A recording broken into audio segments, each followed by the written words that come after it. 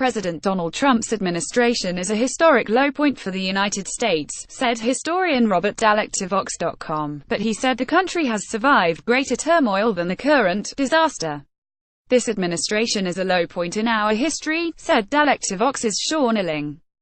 There have been corrupt presidents before, but the shamelessness of this administration, the dishonesty, the total indifference to facts, is something I haven't seen before, at least not this blatant.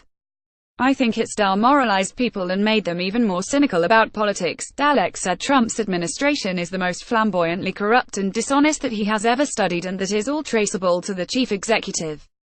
Often you see a lot of corruption result from a lack of oversight, but I think this administration is quite different in that Trump really sets the tone for all this, he explained. He encourages it, really. The fish rots from the head, and the stench of this administration starts at the very top. Politicians lie, but this is different, he said.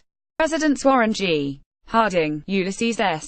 Grant and Bill Clinton were all caught telling lies that sullied their reputations and will remain blots on their presidencies, but Trump's total unwillingness to accept or even acknowledge the facts on the ground is unprecedented in U.S. politics. The public isn't buying it, however.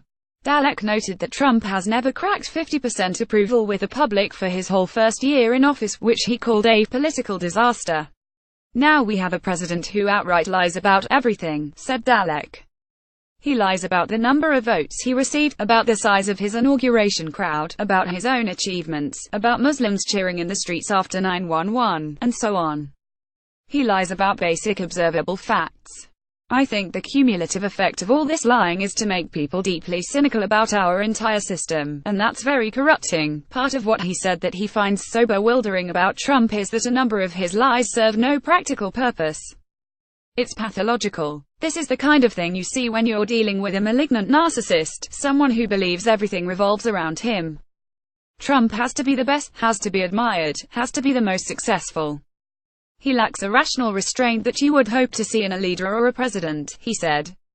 What happens next is up to the American people, Dallek said. They can become even more cynical and disengaged from the political process, or Trump could have the opposite effect of galvanizing Americans into action. Read the interview here.